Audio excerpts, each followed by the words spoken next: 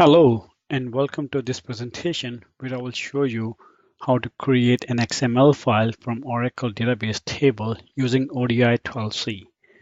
So the three steps that we need to follow to do that. First step one is to create topologies. That's where we'll set up our connections, our database connection and the XML stuff. And step two is once we have the topologies set up, we will go create data models and data stores. And that's where we define the data format. And once all that is done, the third and the final step is to create a project and create our mapping and set up the output. So that's the three steps. So we'll start with the step one, create topologies. And to save time, I already created topologies, but I will show you how I have them set up. So this is my ODI Studio under topology. So I have, so what I plan to do is that for this example, we will use Oracle HR schema and we'll take values out of their employees table and put that in an XML file. So that's our objective for today. So for that, I have my Oracle data server set up already. So if I open that, you can see, I'm just using the default or schema that comes with Oracle XE. So I have my user password set up, my SID XE is here, and then if you look under JDBC, you can see my URL. I have the local host and the port number is 1521. So that's how I have my Oracle database connection set up. And if you look under the physical schema, I don't have much in there, just the schema HR. So that's the physical topology, and the logical topology I have over here that refers to this physical topology is right here. So that's my Oracle topology that's set up, and let me just close that down. And then I have my XML topology set up, and I just gave employee X the name here. So this is my topology here. If you look under JDBC, so here I have certain values. So let me just show you what I have. I have this my file name here and the DTD, the XSD over here. So I have an example file. This is how I want my file to look like. So let's just delete this one. And so if I just, I ran it earlier, so I have everything there, but let's just start over again.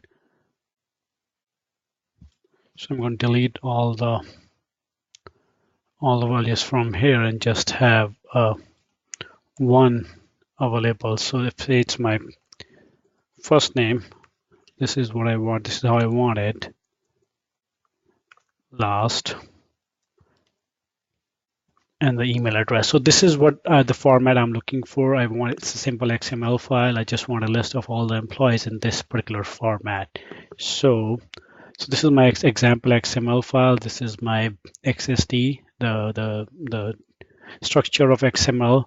So this is the employees is my root element. Then I have employee element that will be repeating, and under that I have these three fields. So this is my XSD and my XML files, and going back to Studio. So I give the complete path to the XSD file here. I give the complete path to the XML file here. And I also have this drop on disconnect set to true.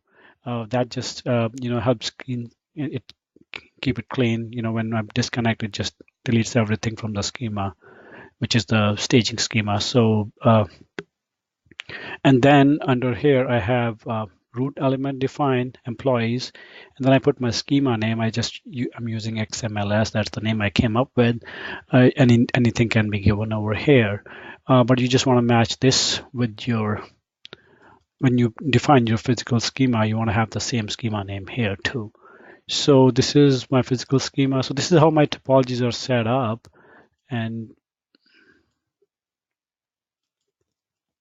this is my logical schema right here. So that's referring to my physical schema. So once the topologies are set up, the next step is to create models, data models. So I go in my designer tab, and over here I'll create a new model folder, and I'll call it Oracle DB to XML model. And then under that model folder, I'll create two models. First is for the Oracle database table. So I'll call it Oracle database model. And my technology would be Oracle. And once I do that, the logical schema shows up. I only have one logical schema, so it's just picking that by default for my Oracle. So I go under selective reverse engineering. I pick all the fields. And once I do that, it will show me all the tables that are under the HR schema. I just need to pick one, which is the employees. So I will deselect all of them and just select employees. And then click reverse engineer. So it will save it for me. And then once it's done, as you can see under your model folder, you can see this employee table data store is created. So I can open it up and see its attributes. I can see all the fields in there. So this is how I create my data store for Oracle database table. The next would be to create a model and data store for XML. So just call it XML. Model my technology, I'll pick XML for that one, and then it again shows up. The only logical schema I have is employee ls for XML, so that fills it up. And then under selective reverse engineering, I pick all the options, and once I do that, it will show both my root element and my other complex element in there.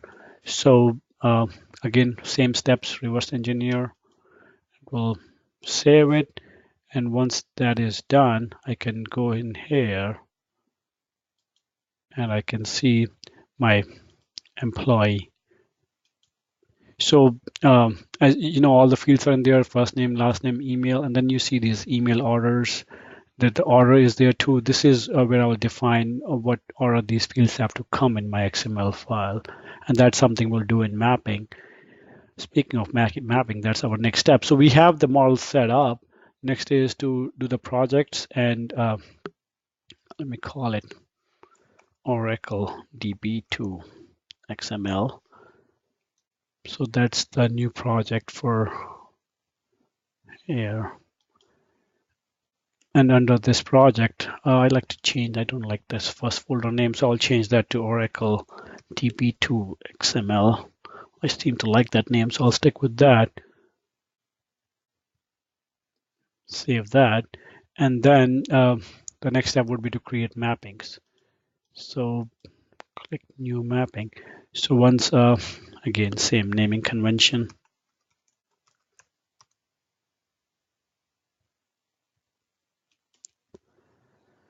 So I have my mapping area here. So I will take the employees model, and then I'll take this employee data store from here, and then just mash them.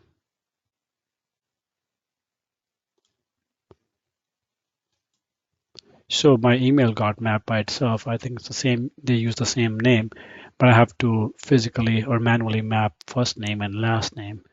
So drag and drop to map them. So this part is done. I do need to set up my order too. So my employees FK, that's my root element. I will put 0 for that. And then I have to set up the order of the field. So my employee, that's the first element in there. So this will be 0. The next thing I have is first name. So I go for first name order. That will be 1. My last name order would be 2, and the email order is 3. So that part is done. Save it now. So before I run it, I do have to set up my IKMs and LKMs. So I'll go in physical, and so I'll click on employee, and integration knowledge module. Click here. So here by default picks a different IKM, but I need to pick the IKM XML control append because it's an XML file. And if you don't see this knowledge module, that means that you have to import it. So you can import that in your project and do that. So once this is selected, I also want to change a couple of things. One thing is create XML file. It's right now set to false. I will make it true, and then delete all rows. That will empty out all the file before it creates, so I don't have my duplicates in there. That part is done. Before we run it, one more step is to change the LKM, or at least make sure that it is correct and it's already picking the SQL to SQL. So I'm good with that. So everything seems to be done. I just go in my place. So before I do that, I just want to show you my XML file. So this is the file that's currently right now. And if I go here and I run it, I should have a new file with all the fields from the employees table. I'll go in operators, make sure that everything ran fine. All green is good. So yep, all the steps ran fine. So if I check my XML file, it seems it worked. So there is the list of all the employees here, and you can confirm that under the operators too, to make sure that all your, if you look under here, you will see the 107 rows were inserted. So that would be all 107 employees from that table. So this is a simple XML file, but even if it's a complex file, the steps will remain same. So I hope that helps you. Thank you.